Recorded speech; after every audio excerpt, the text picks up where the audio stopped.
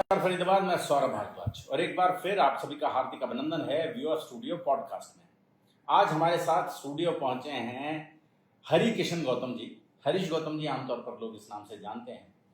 पेशे से पत्रकार हैं, कई सारे सामाजिक दायित्व भी निभाते हैं, बहुत सारे मीडिया संस्थानों के साथ काम कर चुके हैं। बात करेंगे उनसे, जानने की समझने की कोशिश करेंगे कि फरीदाबाद में फिलहाल राजनीतिक रूप से चल क्या रहा है। गौतम जी, सबसे पहले तो स्वागत है आपका, हार्दिक अभिनंदन है। बहुत बहुत नमस्कार। सबसे पहले आपके सभी दर्शकों को मेरा हाथ जोड़ करके नमस्कार। गौतम जी, फरीदाबाद की सियासत एकदम गर्म हो गई है। चुनाव हुए, मेयर के चुनाव हुए, उसके बाद लगातार ये हल्ला मच रहा है कि जो सीनियर डिप्टी मेयर का पद है, प्रवीण बत्रा जोशी जब से मेयर बनी है तब से कहा जा रहा है कि सीनियर डिप्टी मेयर का जो पद है वो ओबीसी को दिया जाए और डिप्टी मेयर का जो पद है उसे किसी दलित समाज के चुने हुए पार्षद को दिया जाए। क्या लग रहा है, क्यों उठ रही है ये मांग? सौरभ जी, जैसे आपने इस बार चुनाव में देखा, पहले के चुनावों में इस बार का चुनाव एक अलग ही तरीके से हुआ है। चुनाव का परसेंटेज कम जाना और मेयर का चुनाव इस बार वोट से हुआ। पहले पार्षद उसको चुनते थे, मेयर का चुनाव प्रत्यक्ष चुनाव हो गया है। प्रत्यक्ष चुनाव पहले परोक्ष होता था और ये चुनाव इतना क्लियर था कि शायद ऐसा अभी तक हिंदुस्तान जब से आजाद हुआ हमारा भारत, तब से पहली बार ऐसा कोई चुनाव हुआ है जिसमें पहले से तस्वीर क्लियर थी कि भाई ये चुनाव कौन जीतेगा। अधिकतर चुनाव देखा हो, कंपटीशन का चुनाव होता है, कुछ नहीं पता होता, मतपेटी में उनका बंद हो जाती है किस्मत है, उस दिन ही खुलती है जब गिनती होती है। लेकिन इस बार तो खुलने से पहले ही क्लियर था और शायद ये भी वजह थी कि वोटिंग परसेंटेज कम रहा। हाँ, लेकिन एक सोचने का विषय है वोटिंग परसेंट कम जाने का। बीजेपी पार्टी एक बहुत ही, देखो आज के टाइम में बहुत बढ़िया पार्टी है और सभी के हित के लिए काम कर रही है, लेकिन उस हित को देखते हुए भी वोटिंग परसेंट कम जाना ये एक मंथन का विषय है। वोट परसेंट किस कारण से कम गया? लोगों ने मान लिया जीत ही रहे हैं, फिर क्यों जाना, अपना ये भी है, छुट्टी में कुछ और कर लो। कई तरह की भ्रांति। जीतने वालों को ये था कि हम जीत ही रहे हैं, क्यों मेहनत करें, ज्यादा वोटर्स पे जाएं क्यों, और हारने वालों को ये था हार ही रहे हैं, कुछ भी कर रहे हैं, फिर कुछ नहीं होगा तो फिर जाएं क्यों।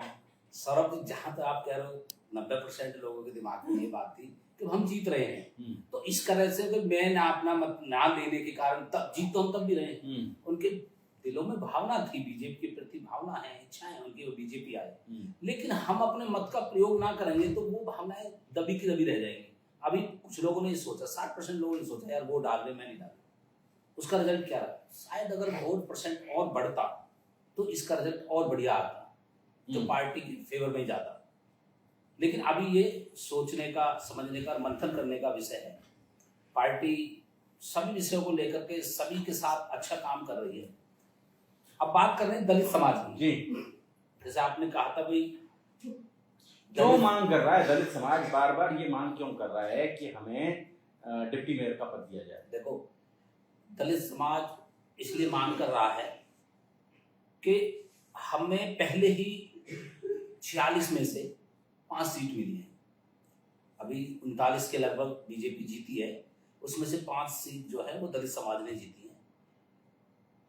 वैसे अगर कोटा के हिसाब से, दलित पॉपुलेशन के हिसाब से, रिजर्वेशन के हिसाब से देखी जाए तो 8 से 9 सीट दलित समाज को मिलनी चाहिए। पहले ही फरीदाबाद में पहले ही 5 सीट। कितनी आबादी है? 20-22% आबादी है, तो उसके हिसाब से अगर सीट के हिसाब से भी हम लगाए तो 46 सीट में से 9 सीट बनती हैं। 22% के हिसाब से हमें 5 सीट मिली है। और 5 सीट में चलो वो पार्टी का निर्णय था, सर्वोपरि होता है, पार्टी ने जो किया अच्छा किया। लेकिन यहाँ जो सीनियर डिप्टी मेयर का जो पद है, मेरा मानना इसलिए है कि दलित समाज को इसलिए मिलना चाहिए, सीट कम मिली है ताकि, और ऐसे व्यक्ति को मिलना चाहिए जो दलित समाज को, क्योंकि दलित समाज जागरूक समाज, अपनी पार्टी भी है, दलित समाज की पार्टी भी है, वो अपनी पार्टी के विषय में भी सोचते हैं। लेकिन अब बीजेपी के बारे में इस तरह को एक सीनियर डिप्टी मेयर आना चाहिए जो दलित समाज को ज्यादा से ज्यादा पार्टी के साथ जोड़ सके। दलित समाज की जो वोटें हैं उनको बीजेपी में कन्वर्ट कर सके, ऐसे एक व्यक्ति की जरूरत है। शायद ये भी हो सकता है कि किसी के दिमाग में ये बात हो कि भाई नहीं, ये समाज तो अलग चलता है, या ये समाज कई तरह की पहले भी भ्रांतियां रहती थी कि भाई नहीं, इनके तो अपनी पार्टी है, ये कहीं भी दो, किसी के साथ रहो, लेकिन ये वोट वहीं डालते हैं। उस हिसाब से भी हो सकता है, लेकिन चलो जो है 5 से 8 होनी चाहिए थी। 8 में से अगर सीनियर डिप्टी मेयर का पद किसी अच्छे दलित नेता को जो जीत के आया है उसको अगर दिया जाए तो ये वोट बैंक और बढ़ जाएगा।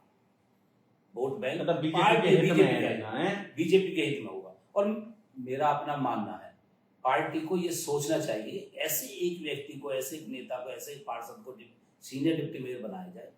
देखो, ओबीसी को बना दो, कोई दिक्कत नहीं है। ओबीसी को तो वैसे ही देख जाए तो मेरे ख्याल से 15-16 तो वैसे ही ओबीसी के आगे हैं। सदन तो पूरा ओबीसी का ही रहेगा। ज्यादा है शायद, ज्यादा है, ओबीसी रिप्रेजेंटेशन तो ज्यादा है, ज्यादा है।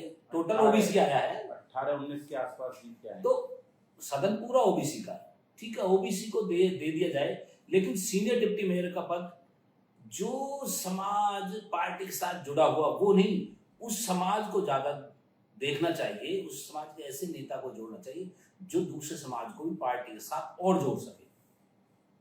इसलिए मेरा मानना है कि भाई सीनियर डिप्टी मेयर का पद SC/ST समाज को मिलना चाहिए। SC/ST समाज को मिलना चाहिए। वैसे फरीदाबाद का अगर आप इतिहास देखेंगे ना हरीश जी, तो फरीदाबाद में आप ये माने कि जो बिल्कुल सबसे पहला मेयर रहा, सूबेदार सुमन सबसे पहले मेयर रहे, वो दलित समाज से। उसके बाद अभी जो 8 साल का कार्यकाल रहा, इतना लंबा कार्यकाल रहा, इसमें भी जो मेयर रही वो सीनियर सुमन बाला, वो भी दलित समाज से।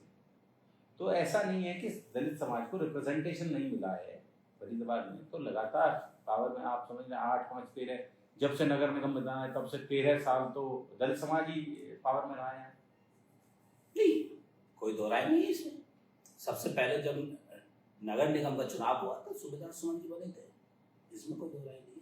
लेकिन देखो ना, उस समय वो किस पार्टी के साथ थे, उस पार्टी का वर्चस्व रहा था।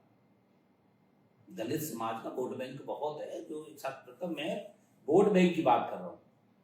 अगर इग्नोर किया जाएगा, उसको दबाया जाएगा, तो ना जाने कहीं ना कहीं इसका नुकसान पार्टी को होता है।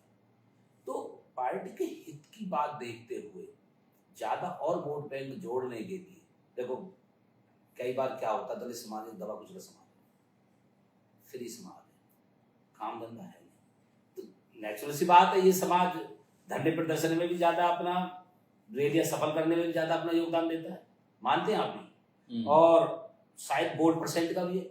मैं वार्ड नंबर 34 से आता हूं। वार्ड नंबर 34 में 219, 20 और 21 वार्ड पे मैं देख रहा था बूथ जो थे 219, 20 और 221 नंबर बूथ हम हमारे देख रेख में थे। आप देखिए उठा करके 219 का, 220 का, 221 का क्या परसेंटेज आया। मेरे ख्याल से सबसे ज्यादा 54% 219 का, 20% समथिंग 220 का आया है। अच्छा, वोटिंग परसेंट मैंने देखा उसमें, जो निकाले दिन अगले दिन न्यूज के माध्यम से मैंने देखा था उसको। तो दलित समाज, ST समाज जितना भी इकट्ठा होगा उस तरह वोट बैंक बढ़ेगा। बशर्ते उसको कोई ऐसा आदमी चाहिए, पार्टी में बहुत लोग काम कर रहे हैं, और ऐसे आदमी को जिम्मेवारी सौंप जाए जो समाज में जाता हो, आता हो, दुख सुख में उनके साथ रहता हो, उनके समाज का आदमी। हर आदमी अपने समाज की बात मानता है, अंदर से उत्साह होता है, यार मेरे समाज का आदमी मेरे लिए ऐसा करे, उसका फर्क पड़ता है। अगर सीनियर डिप्टी मेयर SC समाज से, ST समाज से बनता है तो मुझे लगता है कि वोट बैंक और बढ़ेगा। तो सुमन बाला जी तो पहले मेयर भी रही हैं, फिर कैसे? सुमन बाला जी मेयर रही थी पहले, लेकिन सुमन बाला जी देखना कहाँ से बिलोंग करती हैं, क्या शहरी क्षेत्र से बाहर हट करके उसको कभी देखा? दलित क्षेत्र में भी जो हमारे और वार्ड है उसमें कभी देखा आपने दलित क्षेत्र का कभी कोई सम्मेलन करना, सुमन बाला जी उसे रिप्रेजेंटेटिव कर दें? कभी समझ में नहीं। ठीक है, दलित समाज से हैं, मैं मानता हूँ थे वो, उन्होंने किया, मेयर थी वो, लेकिन क्या उन्होंने कभी समाज को इकट्ठा करने की कोशिश की? एक उस समाज से बड़े ओहदे पर बैठना दूसरी बात है, और एक बैठ करके समाज को अपने साथ जोड़ना बहुत बड़ी बात है। मेरा कहने का मतलब ये था, मैं पहले शुरू से आपसे ये कह रहा हूँ, किसी इस तरह के नेता जो आया, जो समाज का, जिसमें आवागमन हो, समाज जिसको चाहता हो, जो समाज के सुख दुख में जाता हो, समाज को इकट्ठा कर सके, ऐसे व्यक्ति। सुमन बालाजी थी आपके साथ? ऐसा कौन व्यक्ति है? 5 तो है, 5 में से कोई ना कोई आया हो। सुमन बालाजी तो आपने क्रॉस देखो, सुमन बालाजी को अब मेहनत करनी पड़ेगी समाज में आने के लिए, समाज में आने के लिए मेहनत करनी पड़ेगी, ये ठीक है। लेकिन वो पूरा विवाद रहा, उनके खिलाफ वो भी डला कि ये नहीं है, दलित समाज से नहीं आती, ये पंजाबी समाज से हैं। वो पूरा कोर्ट में भी गए, शायद हाई कोर्ट में भी रिट दाखिल हुई, तो पूरा सीन हुआ था उस समय में भी। तो अभी कुल मिलाकर ये कि दलित समाज लगातार डिमांड कर रहा है कि हमें सीनियर डिप्टी मेयर या डिप्टी मेयर का पद दिया जाए और समाज को एक हिस्सेदारी दी जाए। वैसे नहीं भी देते हैं तो भी क्या कोई विशेष नुकसान तो नहीं होना? नहीं देते, पार्टी सर्वोपरि, पार्टी सर्वोपरि। पहले ही SC ST कम है, जो इस सदन में 5 लोग आए हैं, इसको 8-9 होना चाहिए था। तो अब तो ये बनता है कि भाई उसकी भरपाई करने के लिए कम से कम डिप्टी सीनियर मेयर का पद एक SC समाज को मिलना चाहिए।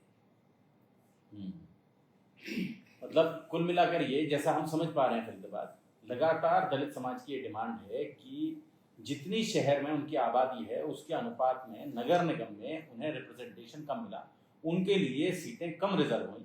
8-9 होनी चाहिए थी, जो केवल 5 रिजर्व हुई, और उन 5 को रिजर्व करने के बाद भी 5 की 5 सीटों पर भारतीय जनता पार्टी का कमल खिला है।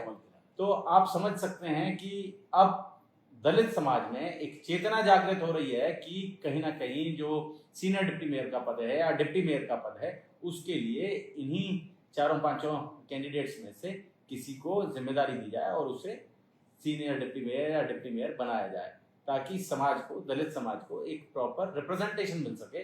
इस तीसरी सरकार में, ट्रिपल इंजन में, उसे भी रिप्रेजेंटेशन मिल सके। हरीश जी, बहुत बहुत धन्यवाद हमारे स्टूडियो पहुंचने के लिए आपका, और बहुत समय दिया आपने। जोड़ेंगे फरीदाबाद आपको शहर की ऐसी ही और महत्वपूर्ण राजनीतिक चर्चाओं के साथ। बहुत बहुत धन्यवाद।